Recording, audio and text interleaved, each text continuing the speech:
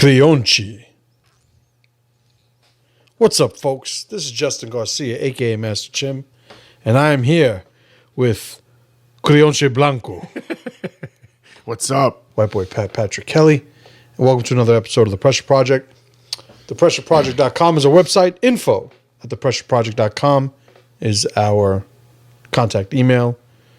You can go to TheWarriorProject.com. It's our membership site.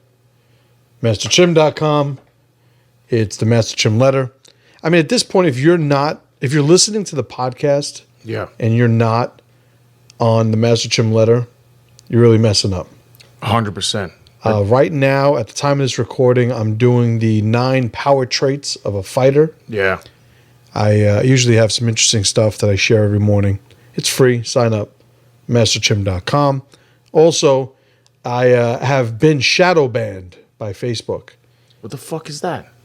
It is when your reach has been so obviously sabotaged that it's ridiculous at this point. I've been doing like test posts and just tracking different types of posts, and like I've gone back like a year and have done the same like formatted type post over and over again, track, and I'm at like 10% of the reach. Wow. So shadow ban, that's a thing. Shadow ban. Yeah, I didn't know it was a thing, the term, until somebody had described to me what it was. Oh, I get it. I'd mentioned it once, but so the point being, social media is not owned by me, so it is not trusted by me, nor should it be trusted by you. So if you're not on the Master Chim letter and I ever get shit canned, then you are out of the connection to what's going on with me and the podcast and stuff. So MasterChim.com, put your email in there and you get the email every morning. And sometimes those, I mean, they lead to the power programs, which is pretty cool. Right. You know, it's like a starter, an appetizer. Oh, absolutely. For the power programs. There's a lot of good content out there. I've been trying to accumulate this. You know, I got to say, when we first started the podcast, it was a catharsis. It was, I wanted to complain to more than just you guys. It was us just cursing in a room. So we started the podcast, and a lot of people, started enjoying it, and we've built up the podcast. Since then, it's been, how do I put a lot of stuff sort of on record for my kids? Yeah. One day they'll be able to look back and see dad and granddad and great granddad was out of his fucking mind.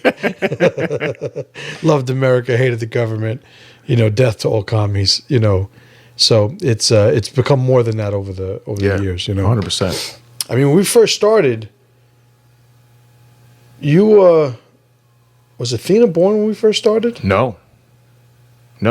So we've been doing this for a minute. On my bio, it's still, I never changed. It still says soon to be father on the bio. Yeah, we've been doing this for a while, and neither was Hedia born. No, I just made boys back then. Yeah, she caught me on a romantic night. Yeah, listen, you're 2 for 2. Yeah, 100%. You got to stop squeezing them afterwards. Just got to leave the room. All right, so today we're talking about the Creonte. Yes. So the term is, within the jiu-jitsu world, the term that is used for basically a trader. Yeah. Now, the origins, it was originally coined by Carlson Gracie, who I think was Carlos Gracie's oldest child, definitely oldest son, but oldest child. Carlos Gracie is Elio Gracie's brother. Carlos Gracie's younger brother, Carlinhos Gracie, is the founder of the Jiu-Jitsu Federation. Yeah. Which isn't really a federation. It's a for-profit corporation, but the IBJJF. But anyway, Carlson Gracie coined this to describe, people who, his team considered to be traitors. And the word Creonte apparently is a proper noun.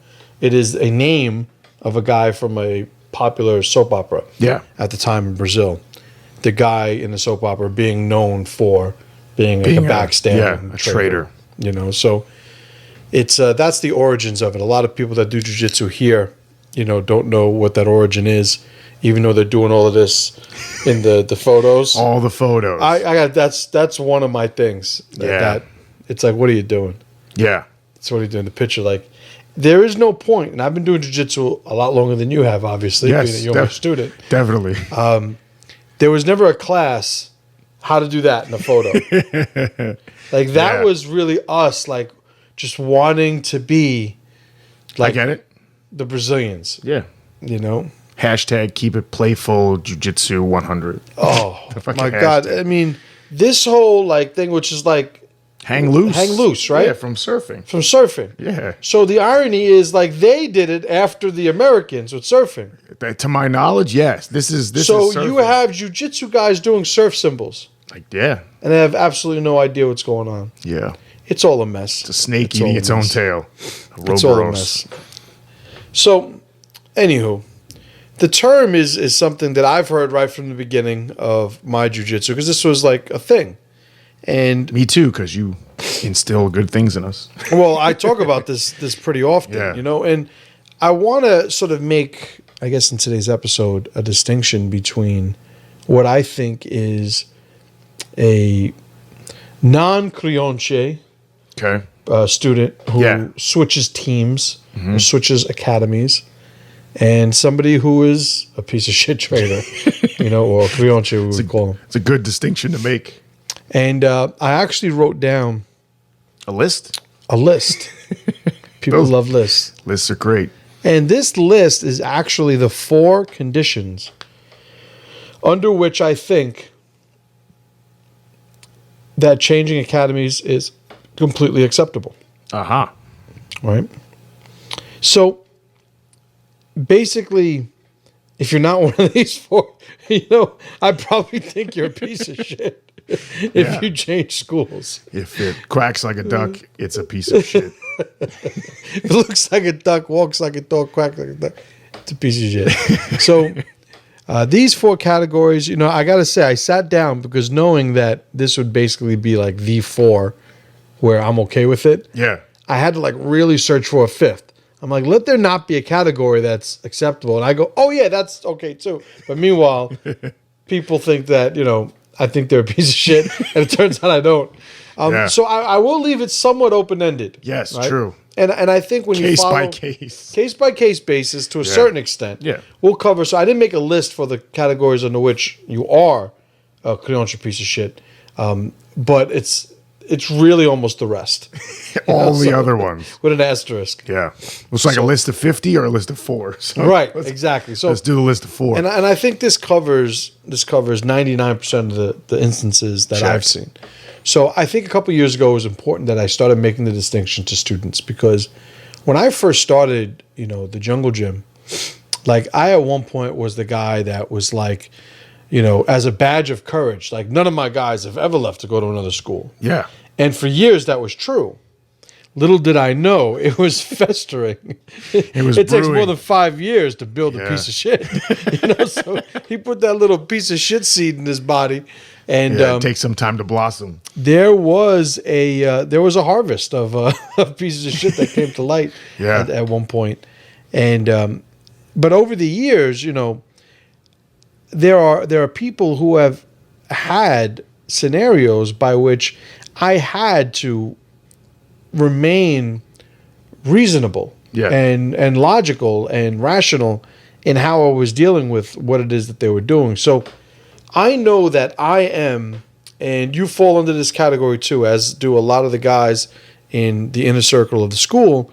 You know, I am, as an individual, a very loyal person.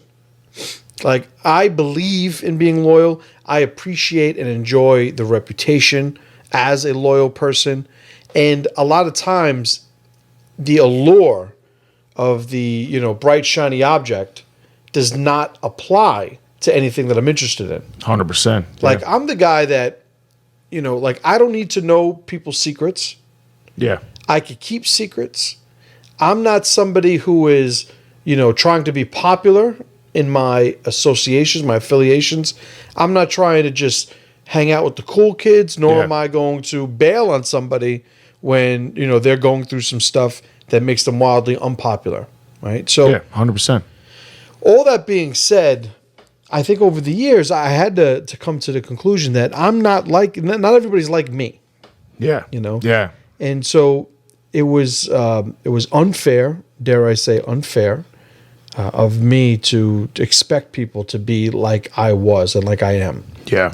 So which is something you taught me because I had the same problem. Right. And it's easy if we're running the assassin camp in the mountains. Yeah. Jungle Gym Island. Yeah, it's like we could change the criteria a bit. You got the fucking metal hand. Yeah, you know what I'm saying? We all have metal hands. But it's not it's not functional, and it's not very I would even say rational to expect people under the criteria under which we run schools now. Correct. To be that way. So stage 9. Well, we'll see. Right. Absolutely. Day after, the day before rules don't apply. 100%. So let's get into the categories. Yeah. First category we have the mover. This is the easiest one. Yeah. This is Guy moves. Guy moves. Now, how about you don't move, piece of shit? Why how about you don't take work? Fuck don't feed your family. Right.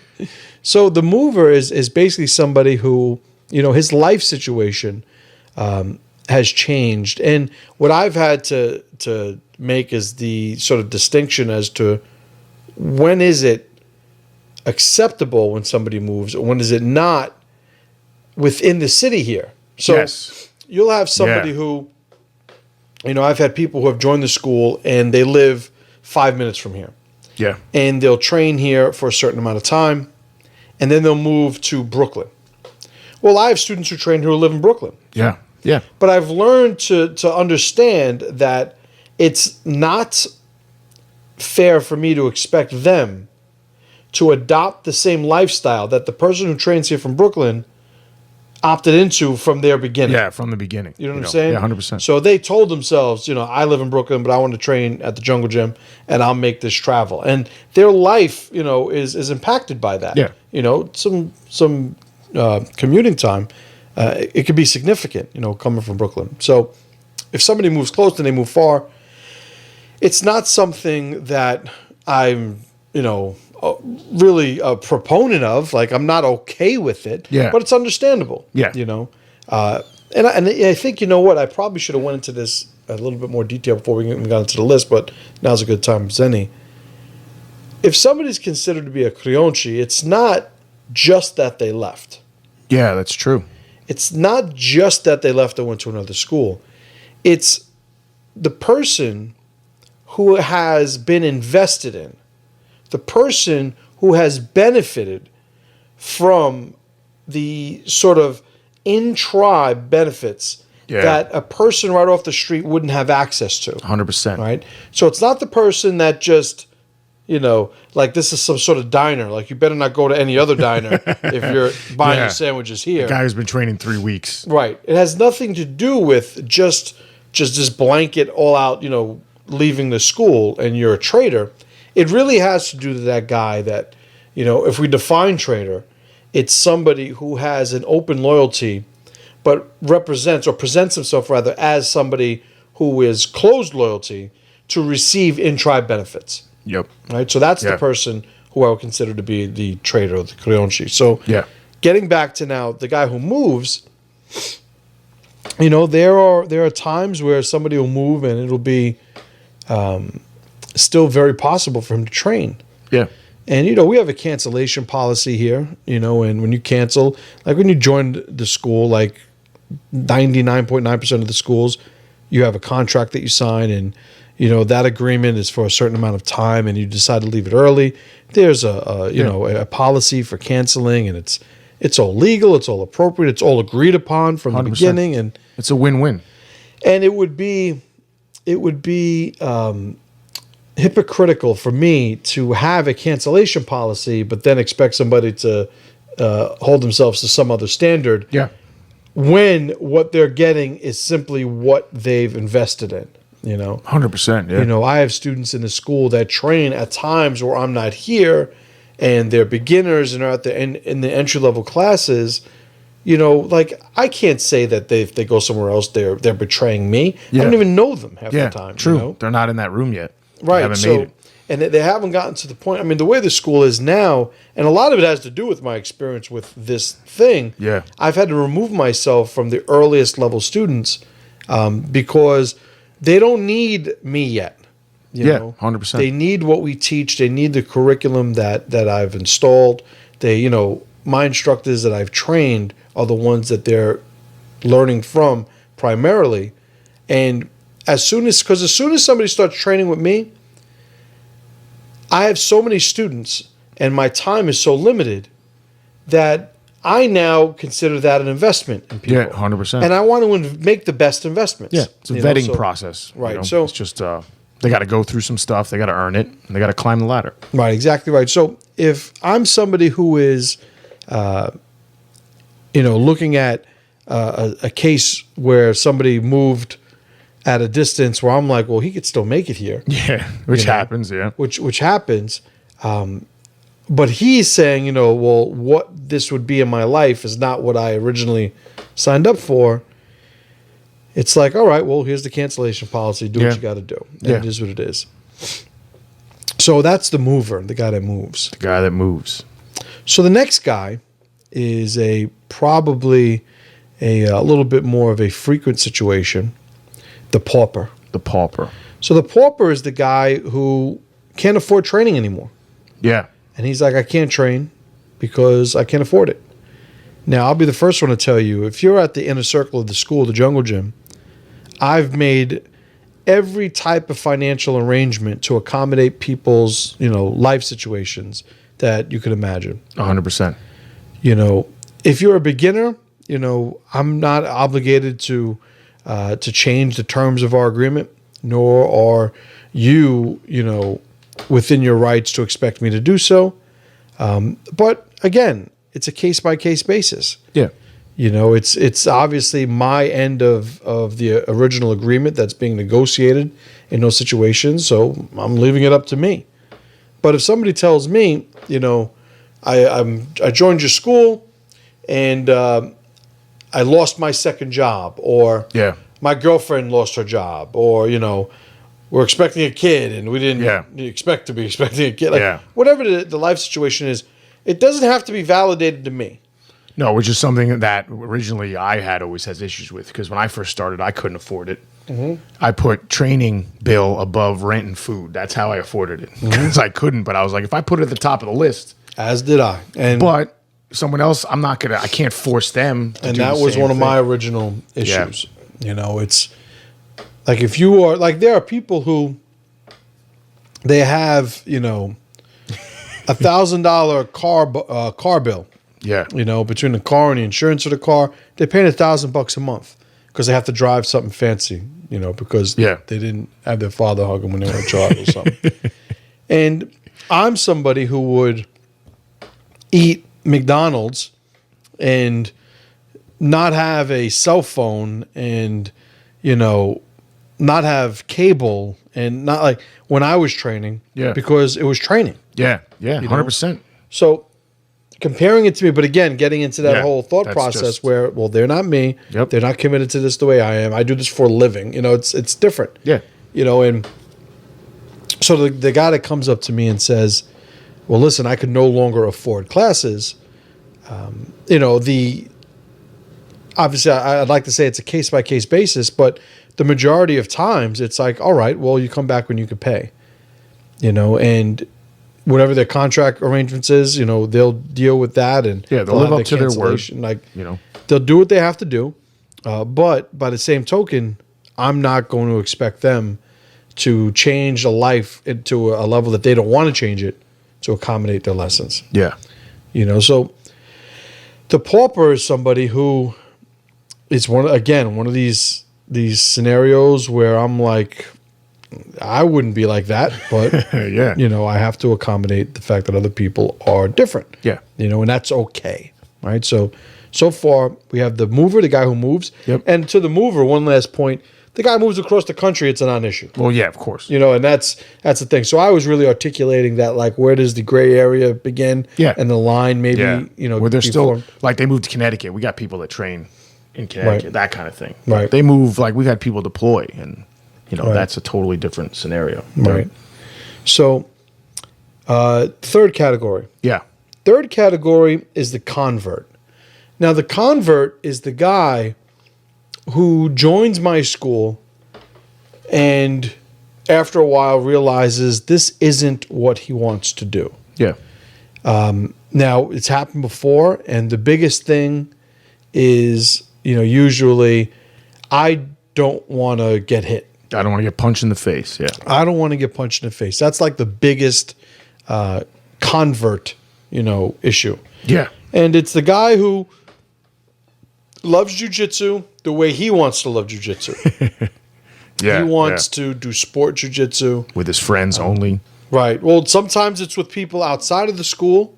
Sometimes it's an understanding that he didn't have when he first joined. Yeah. So we've had guys who have never trained before, and they do jiu-jitsu, and we do in my school, we do gi, no gi, and MMA. Like we do striking, we do wrestling, we do judo, we do jiu-jitsu, we do submission grappling, and everybody trains everything. AKA reality.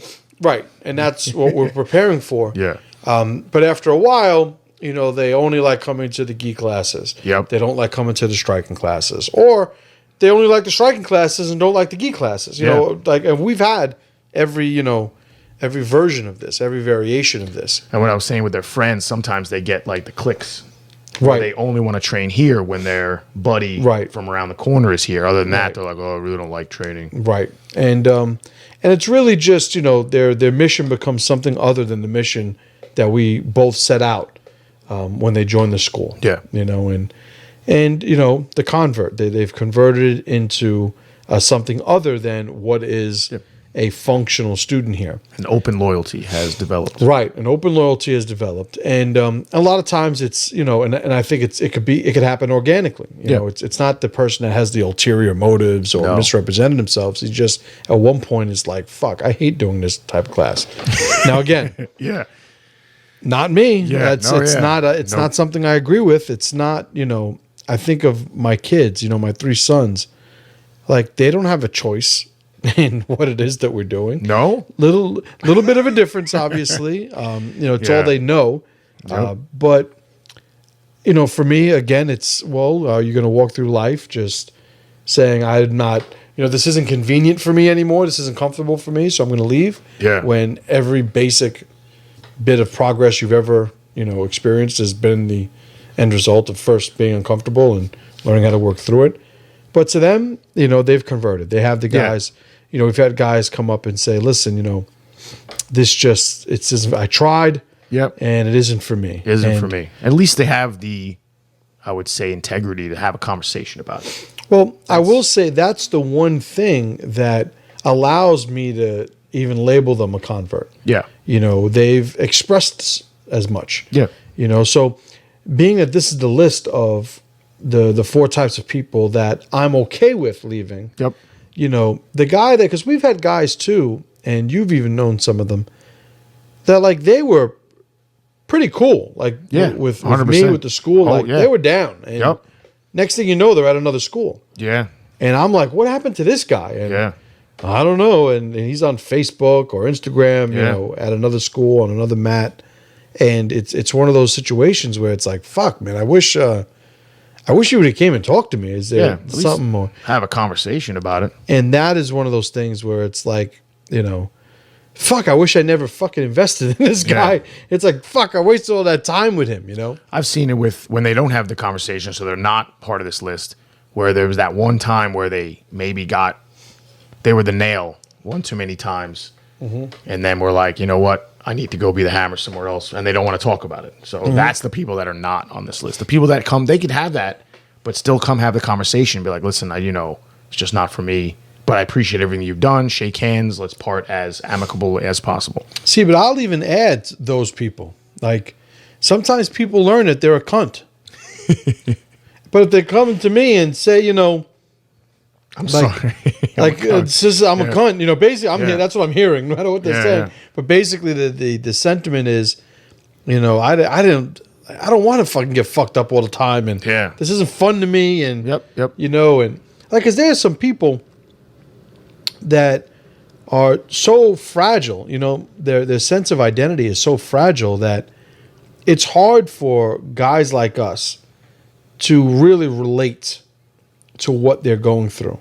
Because I will say, playing devil's advocate, and you know, I'm often, you know, trying to explore these, you know, these topics and figure out, you know, am I being consistent? Because you know, the idea is to be as congruent with my principles and my logic as possible. Yeah, 100%. And like, I'm somebody who is going to say, if you are so fragile that getting your ass kicked, you know, and let's just say in grappling, not even getting hit, but that is causing anxiety that's affecting your ability to work. It's affecting your relationship. It's affecting your sense of well-being. Like, then this is too much for you. Yeah, you can't. You know, like, and I'm willing to concede that. Yeah, you know? 100%. So it's and they might not be able to articulate it that way. Yeah. To them, you know, I might get well, you know, I'm getting injured too much, and you know, I'd really just I got to focus on work. But I know their experiences here. Yeah.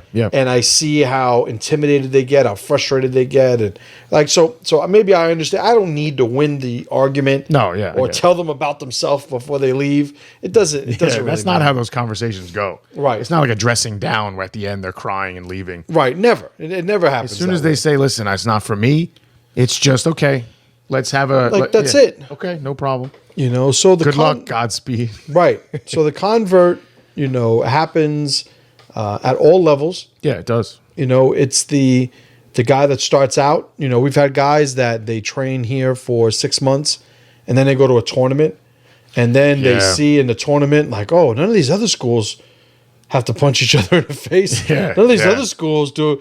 Like, turns out Master Jim's crazy. He's crazy, preparing us for reality. What a lunatic. Right. Well, this is their bias, and I appreciate your bias, Pat. But it's you know, they get exposed to, because a lot of people that join the school, they don't know any other type of training environment, which I think is a good thing. But they just come to that realization, and again, especially early on, this is before they've gotten some sort of investment that transcends any payments or arrangement they have or anything. So, you know, it's understandable. You know, it's happened. It's understandable. It's logical. And for me, it's like, the earlier I realize that I should stop investing in somebody, the better for me. Always. You know, so if I have a system whereby people can't come and tell me that they want to train someplace else, it actually fucks me over. Yeah. Because now I have somebody who doesn't want to train here that's still training here. Yeah. The timeline extends for no reason. Right. Or you wind up leaving, and, you know, if you guys have watched the Alliance Code Power Program, you know, one of the things is the bridge. And as a policy, you know, I'm somebody who's always looking to not populate the other side of the battlefield. 100%. Yeah. You know? And if somebody doesn't want to be here, I don't want them to be here either. No. You know, that very second. Right. So that is actually something that the person and I agree in. You know, we have commonality and we can work it out. So, all that being said, the last one is probably less common today than it used to be. And this is the disciple. So the disciple is the person who joined because they want to train with me. Aha. And as soon as access to me changes, then they no longer want to be here. And like, I got to say, when this first started happening, it was, again, one of these situations that I had to look back and go, all right, well, how does this work out logically? Is this person a piece of shit? Is this person a traitor? Is this person, you know, or is this person just somebody who has a valid position? And if somebody joined when I was here teaching every day, and then that changes, and then they no longer want to train here, well, what they had was taken away. It was altered. You know?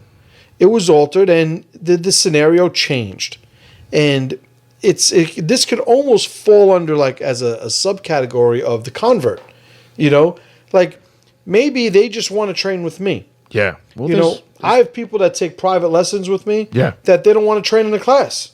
That happens sometimes. Yeah. And they take private lessons, and it costs them a lot more money. But right from the beginning, like I understand that they're not a jungle gym student. Yeah. No, I get it. They're a student of mine. So there were jungle gym students who were students of mine when I was training every day. Yeah. Yeah. Now, for me, you think about, well, the investment on their end to train with me privately is much greater than it is to join the jungle gym. Yeah, of course. So that lack of loyalty to the tribe, they pay for. And I take the money for. Yeah. So it's like if you don't want to be a student of mine who's loyal to the crew, it's going to cost you this amount of money. It's going to be more. It's going to be more money because I'll absolutely give you my time and invest my time in you, but it's going to be mutually beneficial at that point. Of course, time is the one thing they're not making more of. Right. So there have also been people who have left who are like, you're not teaching all the classes anymore, and I say, well, take privates. Yeah. Take privates, just me and you on a mat. Privates. Yeah, sure. Oh, I don't have that money. Oh, so I'm supposed to keep my life the way it is to accommodate you? Yeah. Like. Especially as the school started expanding its classes. Yeah. Like we have damn near 100 classes during the course of a week. Yeah. There's some schools that are open 3 times a week. Right, and there was a time where I was that school. Yeah, but you had to build up to it. You know what I'm saying? And it's funny because every once in a while I'll have one of the old school students go, "Man, remember, when everybody used to train every day and not this shit where people miss." And I said, well, wait a minute. Remember, back in the day when all the students trained every day, 2 things. Number 1, we were open 3 or 4 times a week. Yeah. And number 2, there were only 30 students in the school. So it's like if one of the 30 didn't show up, it's like somebody's sick in their 3rd grade class. And where's Billy? Who he has a cold. Yeah. So it's a different situation. And I've had to learn a lot of these things as much as anybody else. So we have the pauper. Oh, let's start at the beginning. Yeah. The mover, somebody who moves. The pauper, somebody who can't afford classes. The convert, somebody who changes his mission as a martial artist, and he's no longer congruent with the mission of the school. And then the disciple, the person who wanted to train with me. Yeah. And access to me was altered, and he therefore wanted to do something else because just being a member of the school isn't good enough. It's not good. It's not good enough. They need my time. They need the secrets. They need all the secrets. Where's the secret sauce? Yeah. So I have a question on someone. Sure. This is very rare, but I just curious where it falls on this list. Someone that their family member leaves for whatever reason, doesn't matter, but their family member leaves, and then they're like, I kind of want to train with my family. Does that fall into the convert? Oh, yeah. I'd say it would fall under the convert. The mission change. I kind of want to train with my brother, my sister, whatever the fuck. Yeah, because we also have the person who we've had somebody who's the opposite of that. The opposite of that. Yeah. Who their brother left, and I actually went up to this particular student. You know who I'm talking about. Yeah, of course. Yeah. And I said, listen, your brother's not welcome here. Your brother, PNG'd. Yeah. And it's not a great situation. And I don't want to misrepresent my relationship with your brother. Yeah. While you're training here. And, this person looked at me and was like, well, me and my brother are different people. Like, I'm a jungle gym guy. And, 100%. And basically, he was like, if I'm okay to stay, like, and I said, absolutely. Yeah, 100%. Like, you're absolutely welcome to stay. Yeah. But again, I don't like having this. That conversation needs to happen so that there's no ambiguity. Right. It's like, this is what it is. Right. If you're cool with that, you're welcome. And the brother, he still trains here to this day. He does, yeah. And a very, well-loved student, a member of the tribe. Yeah. So. Yep. But the opposite. If somebody was training here with their family member and a family member left, it's like it kind of makes sense. Yeah. Like I know if I was training someplace with my brother and my brother left, obviously circumstances will dictate what. Yeah, there has to be more. But there are plenty of circumstances under which leaving would be a valid, of course, move. And I've had that happen here too. Yeah, where one brother left, and then the other brother was like, you hate my brother, and I want to train with my brother, so I have to leave. And it was the first time, and I think this is a great segue into one of these concepts. It's the first time that brother told me, because at the end of the day, we all have to do what's best for us. That was his phrase. And I remember looking at him, and at the time, just wanting to put my hand through his face when he said it. I admit. Yeah. Very, very emotional I was being. And but he said it so plainly that it's like he thinks this is like there was no animosity, there was he wasn't trying to antagonize me. No. He was being completely honest. Yeah. And I had to respect his honesty. And again, there was nothing that he was doing other than, just ending the relationship that I invested a great deal in. Yeah.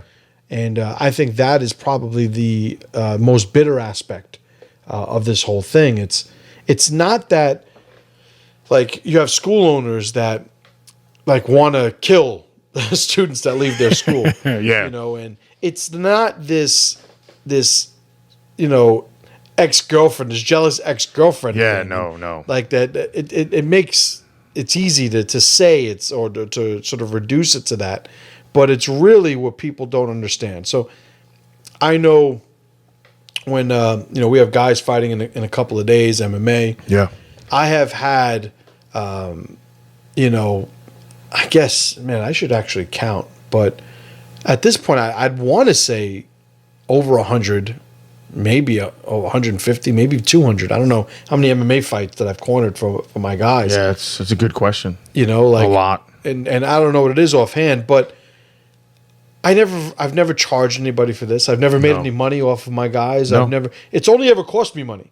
Yeah. It cost me time, it cost me money. Now it's obviously mutually beneficial. Of course. They're representing my school and everything. Yep. But, I also have a wife and 4 kids. And, there's times where I've brought people to go and fight. And when they fight, they go back on everything that we've done. And all of the time that I invested during the camp, that has nothing to do with the schedule. Of course. This isn't a money thing. When people, you're running a business and people want to go other places, that's up to them. Well, it's easy to say that, but that doesn't exactly cover all of the students here, and the relationship with all the students here. So I remember years ago, and I remember my wife, who was extremely loyal. Somebody had left. One of the guys had left, and she basically told him to go fuck himself.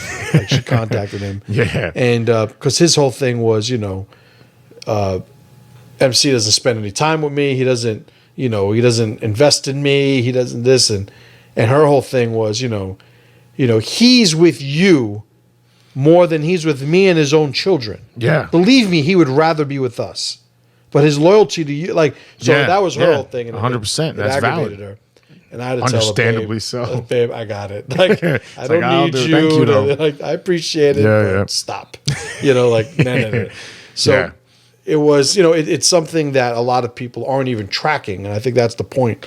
He's not even tracking that whatever time I'm spending with him, I'm not spending with my own kids. Yeah. Or my wife. And I think that's one of the reasons why it has such a negative cost. When things like that happen. So the fact that people see themselves as, well, everyone's got to do what's best for them. It's said today without a negative connotation. Yeah, it is. And people are like, well, yeah, people, you got to do whatever's best for you. And in a general sense, I would say that, well, yeah, that's always the case. Even if you think about the concentric circles of identity. Yep. It starts off with self. You have to be honest with yourself first. You have to be true to yourself. That's what validates the convert position. 100%. It's somebody being honest with himself, and it winds up that he becomes open in his loyalty to the tribe. So the idea of somebody having to do what's best for themselves is something that I completely agree with. The problem is that it is worn today as a shield from any notion of reciprocation and anything that's been invested to the individual. Yep. You know, it's, well, you know, I want to train here, I want to train there. And it's like, well, you know what? Maybe you should have said that before I was spending, you know, an extra 2-3 hours a week, you know, making you what you are right now. It's like, this wasn't the arrangement, either said or unsaid, that we had prior or at the beginning of the process, during which you are now at a point where you feel that you could just alter and do what you're going to do. Yeah. So I remember having the one student who used to pay for classes with his disability check. Yeah. You know, he was the guy that, like many guys over the years who I've given the useless mop the mat job, you know, well, I need somebody to mop the mat, so instead of paying, you know, you'll do that. And I've always presented it as something. I no longer do this anymore, so I could let the cat out the bag. I always basically played it off like I needed some help. But you're helping somebody. All right, and we just I think it was last night, or was it the staff meeting where Anthony was talking about how he started working here? No, that wasn't the staff meeting. It might have been last night that we were talking about it. Yeah, I don't think you were here, but he brought up, he goes, you know, I was talking about the imaginary, you know, well, I need help anyway type of thing. Yeah. He's like, well, you know, that's how I started. And I said, what do you mean? He said, I came up to you one day, and he and his wife were expecting Jason. Yeah. And money was tight, and he said, you know, I'm definitely coming back. I just need to take some time off, you know, to get my life situation in order. Yeah. They needed to move. You know, money was an issue. Him and his wife just found out they were having a baby. Well, my thing, and this is what he told me, and I completely forgot about it because it's happened quite a few fucking times over the years. Yeah. He said that I was like, well, you know, no. I was like, you're not going to stop training.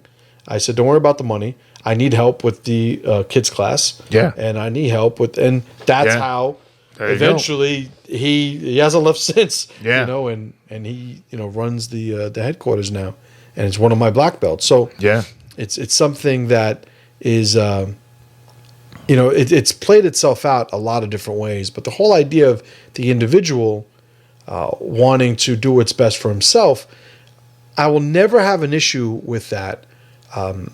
It's when they misrepresent their intentions. Yeah. And they are somebody who don't inherently feel a sense of loyalty or obligation to a group of people who have brought them from point A to point B. Yeah. So I remember having that one guy, getting back now to the guy who was paying with a disability check, and I made up I need the mop the mat job done, and that's when he started training for free. Well, the guy was on disability, like for being, you know, a little cuckoo for Cocoa Puffs, which, you know, he's not curing cancer anytime soon, but he's a functionally, you know, intelligent person. So it was just the easy way out. And, but that allowed him to be at the school all day, every day. Yeah.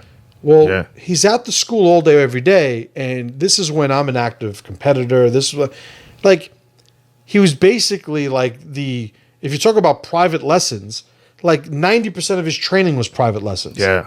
And it's not even like I could say, well, you know, he was a great training partner for me. No, he wasn't at the time. He sucked. Yeah. You know, and because he's there, it's like he just got the benefit of being around and got very, very good.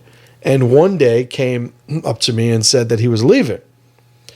And I said, really? And he's one of the guys like he's never going to leave. Like he was on disability before. He's actually like a functional, productive member of society now. Yeah. And he said he's going to leave. And I remember, leave? Like, really? Why do you have to leave? Yeah. You dying? And his thing was, one could hope. His thing was, you know, well, I need better training partners. Yeah, of course.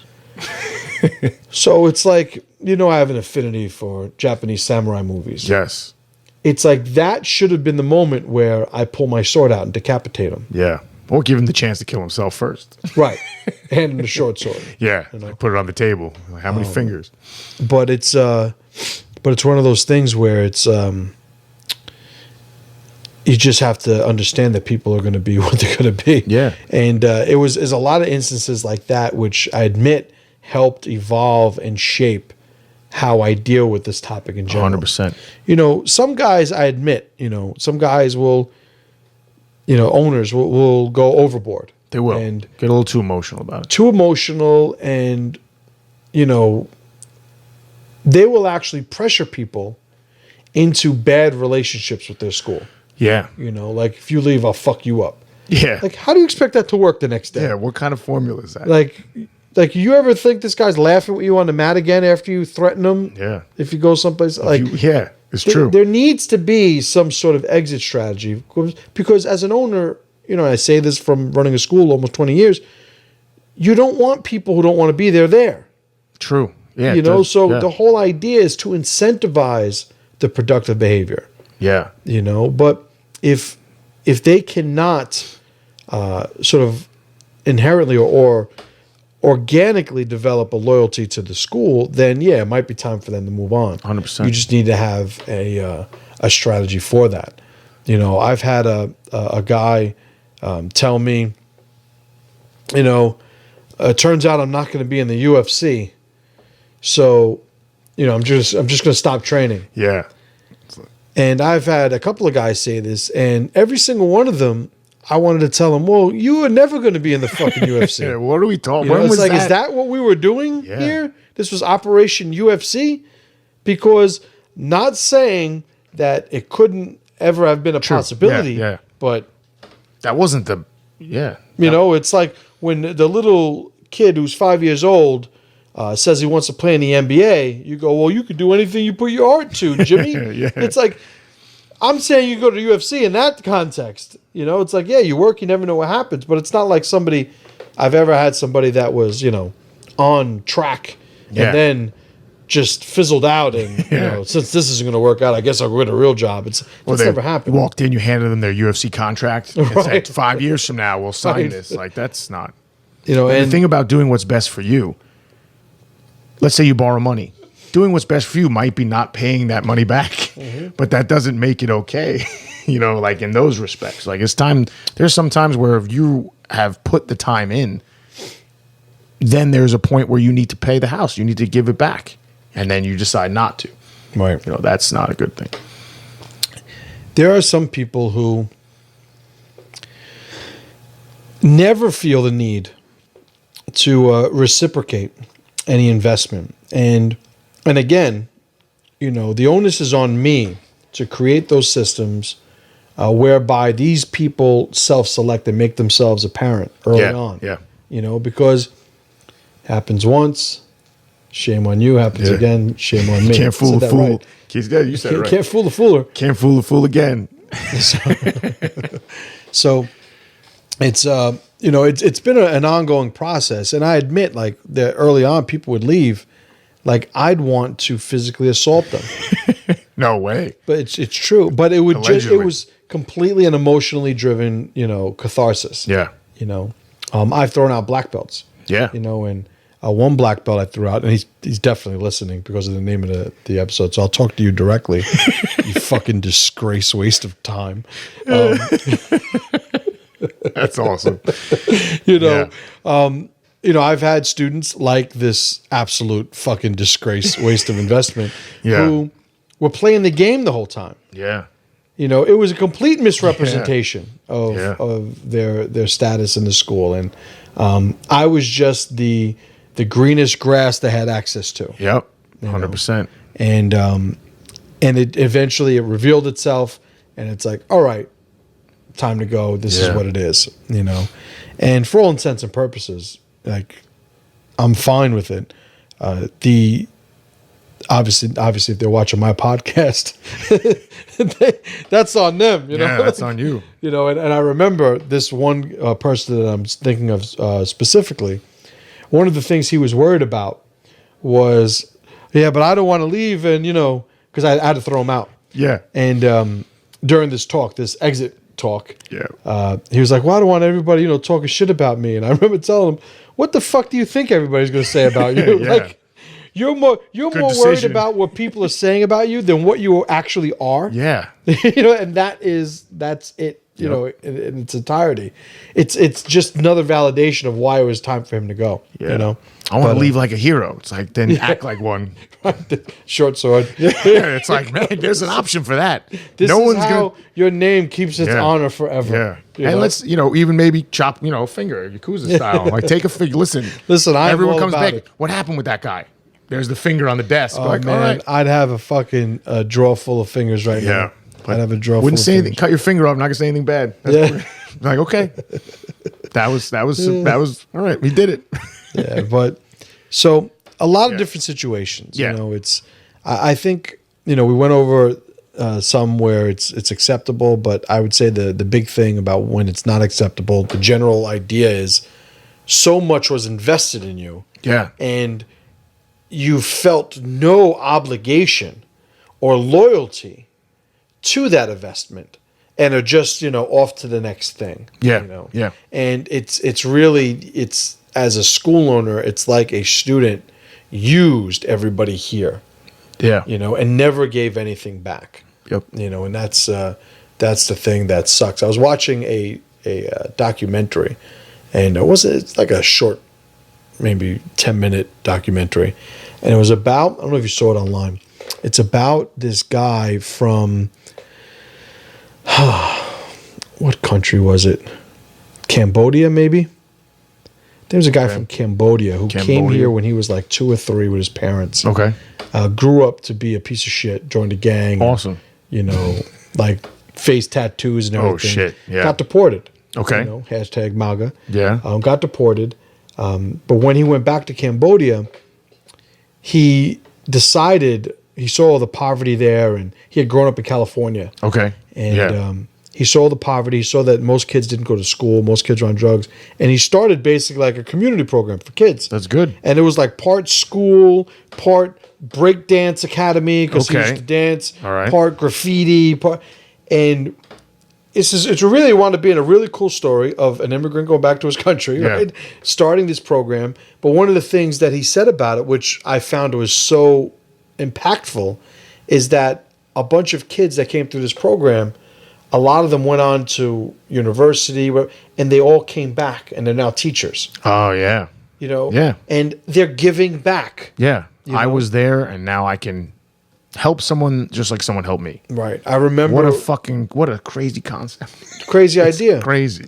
I remember being in Rio, 2001, 2002, and visiting the jiu-jitsu program in the Rocinha, which is like the largest favela in all of South America, and it's in Rio, and it's the mountainside shanty town that was featured on The Hulk. The Hulk, yeah. Which one?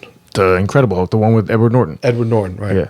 And it's where he was with Hickson. Yeah. He's like doing some breathing stuff. Yep. And I remember going there, and all the instructors that are at this free jiu-jitsu program in the Oceania used to be students. Yeah. And it's like that's how it happens. Yeah. That's tribe. That's the way this works. So this is how one should be.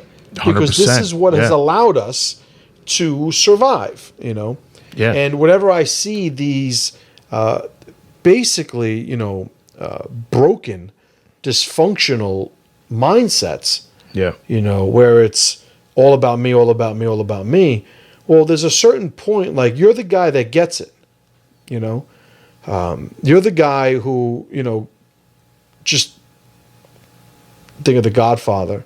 Leave the gun, take the cannolis. Like, who's the guy that got shot in the back of the head? The guy that made the deal to set up. Like, it's like, at some point, you're going to have to be dealt with by life. Yeah, 100%. This isn't a formula that is by and large successful. No. Which is why it's not the one you should be running. And, I've known plenty of people who have left their original schools and they're at other schools, and they're in other schools filled with all other fucking traders. Yeah, this is now the big, everybody's, pity jerking party. each other off. guys that they don't evolve, and everybody, and I call it kami jitsu, like Kami-jitsu. all the communist minded jiu-jitsu practitioners who nothing means anything. Yeah. And they're probably going to find another school. Right. When that one gets boring or whatever other. Right. And I remember doing a video about this a few weeks ago. And one of the things I talked about were there's this one school in New York here who he had, the owner used to have a particular guy in to do a bunch of seminars. And the guy wound up opening a school like 2 miles away from him. Yeah. And taking a whole bunch of his students. Yeah. And it's like, what's the argument for that? Like, how does that person live with himself? It was a commercial. It's like, He's like, I'm going to do a couple commercials at your school, and then I'm going to take those guys. it's Yeah. it just doesn't, like, I don't understand how he's like, he would even say that, well, this is, if they want to train here, that's like, he knows better than that. Yeah. He's, this is money out of the other guy's pocket. Yeah. The other guy has a family. Like, you don't feel any remorse, but keeps winning those tournaments, and that's all anybody cares about. That's it. And my reaction is there needs to be an accommodation for that, for the people who don't follow any codes. Because what will happen is eventually, this particular guy, won't be the bright, shiny object. And a lot of those people will migrate To another other one. places. Of course. And that's what he'll deserve at that point. Yeah. You Like if the UFC guy opens up a school. Right. Ooh. Right. And it's funny, like, there was a time years ago where if you were in the UFC, you were like a demigod walking the earth. Yeah. And at least perception-wise, like, I didn't give a fuck, about any of them. I trained a lot of early UFC guys. And but, like, there was a fan base, Yeah, of course. Now, like, I could read a whole list of people who they've never heard of who have fought in the UFC, sometimes multiple UFCs. And you never heard of this guy. Nope. So it's become something different, which is almost, self-correcting in a sense. Yeah, it is. The UFC thing Come back around, yeah. Yeah, it doesn't just mean, it's hard to take advantage just because of that. Yeah. So, all right, let's get into the power player Power for this player. episode. Awesome. It was a good list. Yeah, so the power player for this episode is Rickson Gracie. Rickson Gracie. I have never met Rickson Gracie. I have never met Rickson Gracie either. I've met Creonte Gracie. Okay. And, I didn't meet him. I've seen and have shared time and space with Creonte Gracie, and is when he was much younger, and I was not a fan. No? I was not a fan. Okay. And he was young, but, I know when I was young, I was quite the handful also. But his father, Rickson, I never had the chance to meet. Now, I almost don't want to meet him. Okay, yeah. Because it's like he could only go down. I have such high regard for who he is and what he's done and just his technique. And, the best representation, I think, of his technique nowadays is in watching Creonte, who I think Creonte is probably the best representative of the original Gracie Jiu-Jitsu that you'll find. Yeah. The things he does in tournaments or the things he does in fights. You don't see many people today jumping guard in an MMA match. And, why would you, especially me, like my guys aren't allowed to pull guard in the school here. Why would I say that that's okay? It's because he's jumping guard onto a padded floor, and his jiu-jitsu is the same jiu-jitsu that he uses in MMA, that he uses, to be a world champion sport guy. Yeah. It's the same jiu-jitsu. Yeah. It's not the guy that does one style for sport, another style for MMA, another style for the street. It's the beauty of Rickson Gracie's concepts is it's all one jiu-jitsu. And where the whole idea of loyalty in the martial arts comes in, Rickson is definitely a throwback. And the double-edged sword that I think he's forced to deal with in a public sense is the fact that he is so popular. Yeah. So right now, jiu-jitsu by and large is being taken over by the sport commies. And it's the people who... What's the big deal? It's the open borders jiu-jitsu open community. borders. Yeah, what's the big deal, man? And, keep it playful, all that stuff.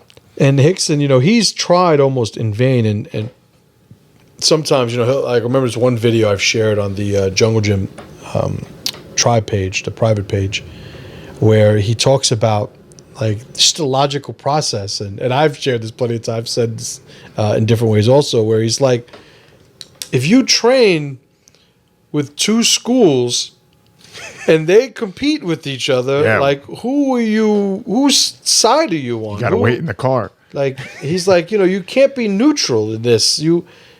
Because if you're training with somebody and he's your teammate, doesn't he want you to root for him if he's competing? It's like you. And he said it. I've heard him say it a couple times, and he's always explaining it like no, you don't get it. It's really simple. And it's like Hickson, they know this. They just don't care. Do, And let me write it down again. Look, you're an asshole. He's like, no, see this X, this is you. And I've heard him explain it. And I agree with everything he says with it. I agree completely.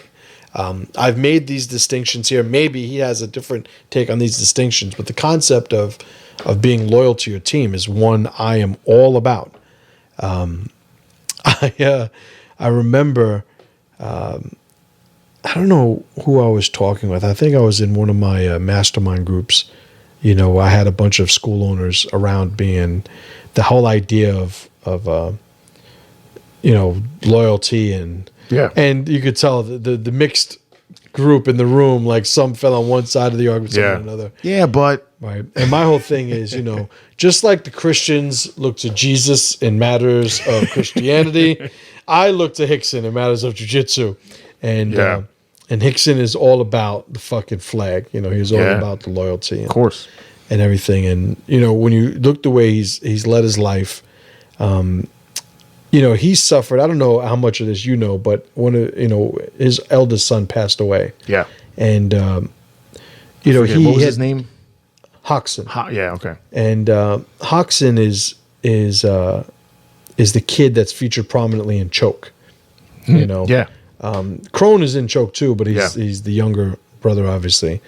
And I know that as a father, as a man, Hickson went through some.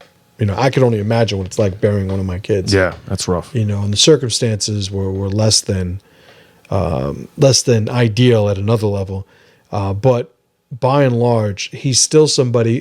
And the reason I bring that up is he's somebody that, at that point when that happened, he was negotiating to fight Sakuraba, who was known as the Gracie Hunter. Yeah, and I think Hickson's legacy as a competitor would have been even more pronounced had he not, had to endure that. Yeah.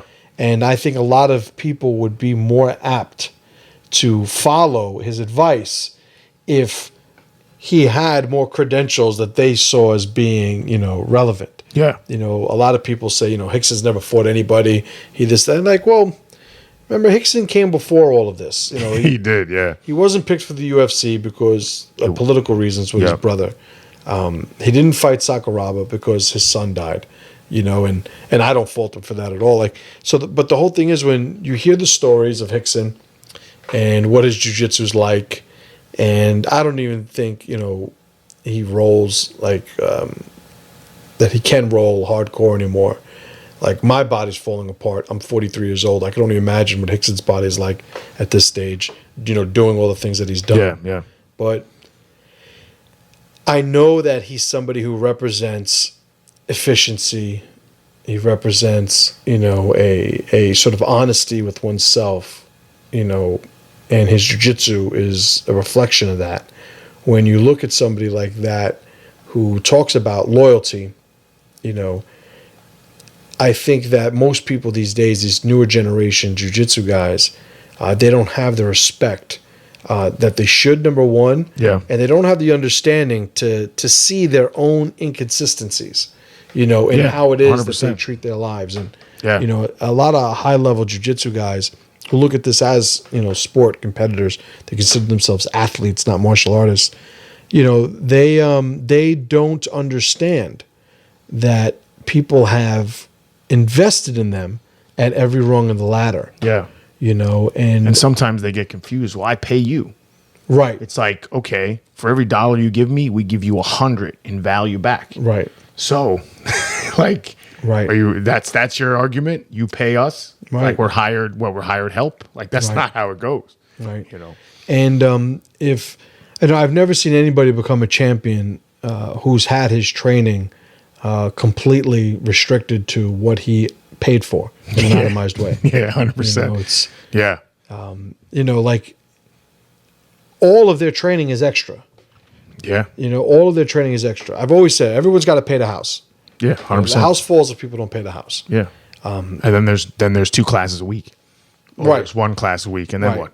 Exactly right. So when you have people, getting back to Hickson, Yeah. when you have people question his perspective as unqualified and like, he's obsolete. He's from a different, no.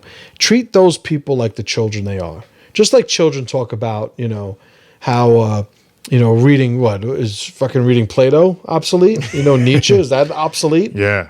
Or all the things that we knew thousands of years ago that we still teach in universities, like, is all that obsolete? Constitution, obsolete. Right. It's a child's perspective. It is. It's emotionally driven.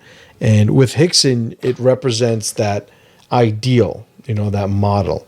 It's some people will say, well, that's just because he was in a family, and it's a family. It's like, yeah, that's right. We're supposed to act like we're in a family. Yeah, that's exactly right. Exactly right. So all that being said, Yeah. let's get to the unicorn. Power player Hickson.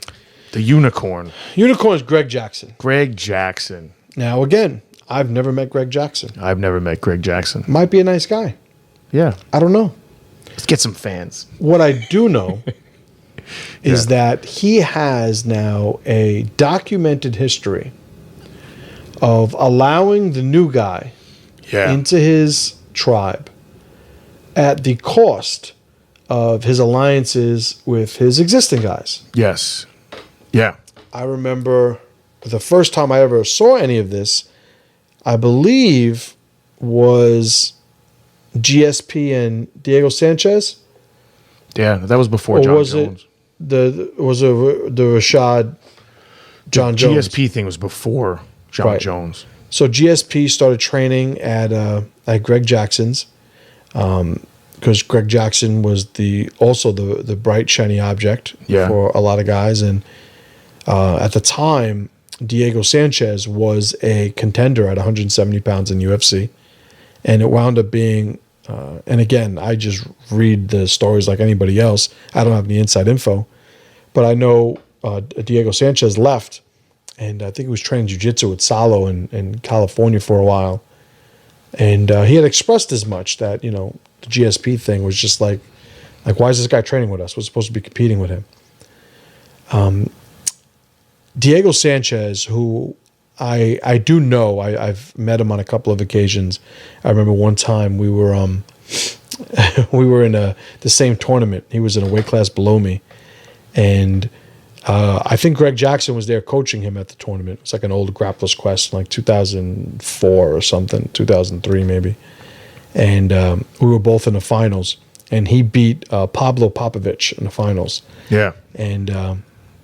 I lost by points, and I was so disheartened because it was great. Right after he won, he got up and went USA, US, and like Pablo Popovich, like an American citizen. Yeah. But like it was the whole like American versus Brazilian thing was strong. He's a US citizen. He's like I think Popovich is American, but that's hysterical. But it didn't matter. Like the moment was incredible. But you saw and the reason I bring it up is you saw Diego Sanchez as somebody who was completely, hard on his sleeve, like not manipulating, not deceptive. He is who he is. Yeah. So when I see that he's leaving because of the whole like I'm inclined to believe that he believes what he's saying he believes. Yeah, 100%. Yeah. But he wound up leaving. He wound up eventually coming back. But then you had the Rashad Evans, John Jones thing. Yeah. And Rashad Evans went into a little bit more detail. He did, yeah. About, like who's I've been here since the beginning. And like this guy comes in and now I'm out and and I'm tracking all this when this is happening. I'm like, yeah, that's bullshit. Yeah, yeah. If I had one of my guys fighting in the UFC and a UFC champion came and wanted to join my school who was in his division, I'm telling him no. 100%, yeah. By the way, terrible business move. Yeah. But great man move. Yeah, true. And so the Rashad Evans thing happens. Now, those are the two high-profile cases to the most recent one, which was Cowboy Cerrone and Mike Perry. Yeah. Mike Perry being the more new, up-and-coming, hot MMA fighter. Yeah. Was training at Jackson's, and the inevitable happened where he and Cerrone were, put against one another. And I remember hearing a clip where Cerrone's talking about, so it was agreed upon, or what he expected was he would come in, work certain hours, Mike Perry would come in, work certain hours. And I'm just like, what are you fucking talking about? Yeah. Yeah. But Cerrone's somebody who grew up in that environment. Yep. So that's how they treat it. Yeah. I guess it's just a job, right? And I guess so. All these things, because I'm not going to sit here arguing for Cerrone, and he's saying that he expected, he comes at certain hours. Yeah. The other guy comes in at certain hours. And then it comes out during this clip where Cerrone's talking that, this happened before with somebody else. Or no, what was happening was people were allowed to come in off the street and spar with the UFC guys. And he just couldn't trust his training environment. Yeah, that's fucking nuts. Yeah, so he started training at his own ranch.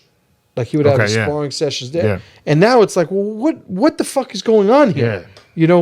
How many problems are being accommodated rather than fixed in this situation? So it's like Paul shows up. Paul, you can't train right now because we got the other guy here. Right. Go home. Right. Paul. Right. You can't see what we're. Yeah. By the way, we're strategizing his game plan. Yes. And it's like I'm playing myself in chess. Yeah. Using you two guys. Yeah. It's just a complete conflict of interest, and it's just fucking retarded. If you look at just the martial artist ethos, what the fuck are we talking about? Yeah. So anyway, in this clip, Cerrone talks about he had a relationship because there's Greg Jackson and Winklejohn. Yeah. Mike Winklejohn. I don't know his first name. I don't know, Winklejohn. Dick Winklejohn. Winky Dick. Winklejohn, I don't know him. Yeah.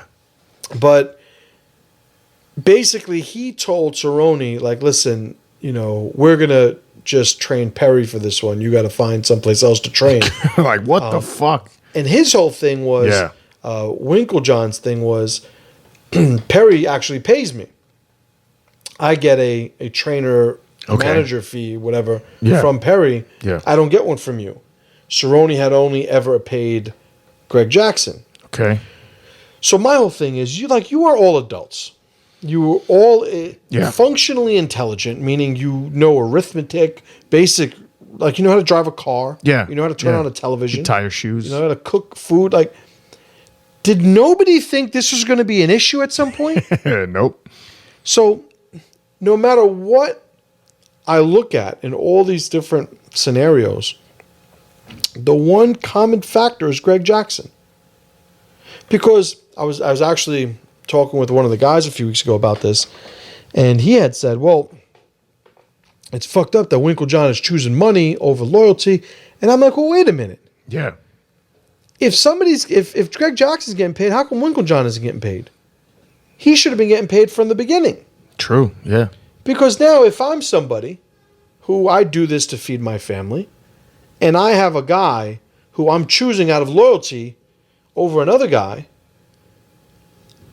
but this guy I'm choosing out of loyalty doesn't even pay me, he pays my partner, Well, what the fuck does that have to do with me? Yeah. Like, if they own the school together, then they should both be getting a cut if they are training somebody. And the design whereby the fighter only pays one of the two, it's like, you don't think that's going to be a conflict of interest when there's another guy around that is going to pay him? Like, what? Yeah. How does nobody predict the situation? But again, this is a lack of leadership. It is. Yeah, 100%. This is what happens when you have a school. So people, again, I've never met Greg Jackson. Yeah. I've never met Winklejohn. What I do know is when people are asking, as a counterpoint, well, he does have a track record of being, a great, and I'm like, wait a minute. I think Carlos Condit is the only guy that I know of that showed up and became a high-level competitor. From the beginning. From the beginning. Homegrown guy. Yeah. Diego Sanchez didn't train prior to that. But Diego Sanchez was also like a state champion wrestler. Yeah. Or an incredible wrestler before he started training. So that can't be overlooked. But as far as, a guy that went from nothing to, high level, Carlos Condit. So there is, he does get credit for it. He brought a guy, from there. And I'm not denying that. The thing is, though, when you're basically poaching guys from other schools. Yeah, the mercenary model. And you have, like, people don't understand how convenient it is to go to New Mexico to train. Yeah. Away from every distraction in your life. Yeah. You have altitude training there. Yep. The climate's favorable. It is. Like, everything's cheaper. Like, you got people trying to jump the border. You can fight them. Right.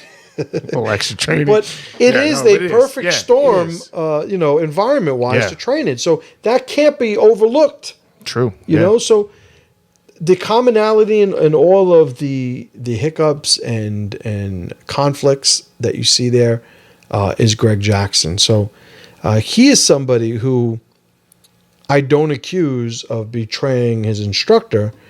He's actually the instructor who I accuse of betraying his tribe, betraying his students. Creonte instructor. It's like, holy shit. It's like, wow. That's a tough one to pull off, man. And, I think he likes and again, I don't know him. And I'd love, hey, Greg, you want to come on the podcast and discuss this? We'll discuss it. Open invitation by all means. But I think that what's more likely is he enjoys being popular. He enjoys making money. He enjoys being looked at as one of the high status positions in the coaching world, and it's probably all enjoyable. I just would argue, it'd be a lot more enjoyable if it was completely legitimate. Yeah, 100%. So, all right, Creonte, we covered a bunch. Yeah. Final thoughts, Pat. Okay, Creonte, don't be a Creonte. How about that? Now, in relation to your training and your commitment to your school, don't just give back to your school. Don't just, cover your end. Look for ways to cover your end. Look for ways to give back. Look for ways to help the people that helped you.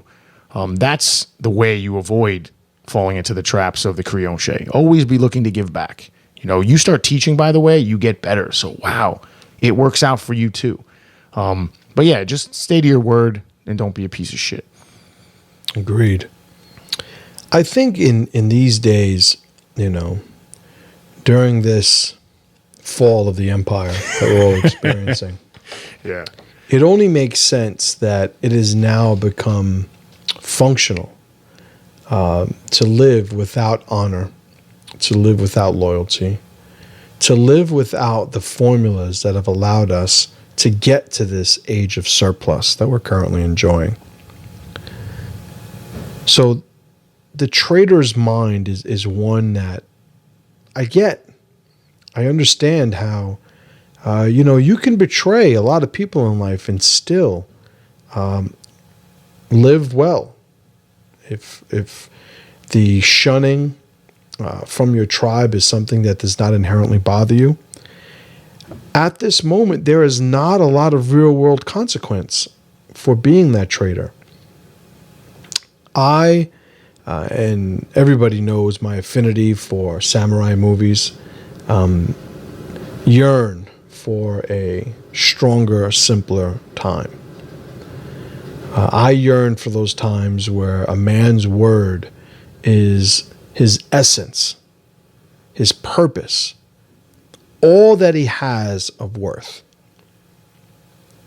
The shiny objects, the trinkets, the money, the approval of strangers, all these things have become commodity in this completely immoral, defunct, just completely deteriorating reality that we're enjoying. And whereas this episode is largely a critique of something going on in the Brazilian Jiu-Jitsu community, it is certainly representative of a larger issue, which is why I felt it warranted to go over. A lot of universals at play here. And my advice to people would be to look to those things that have always been functional, have always stood the test of time as being worthy of one's philosophy, worthy of one's personal ethos. It's a more resilient, anti-fragile, if you would, way to be. And for those of you who would argue against the value of that, may you live forever. Thank you, folks, for watching. I appreciate you guys. I appreciate your time. ThePressureProject.com is the website.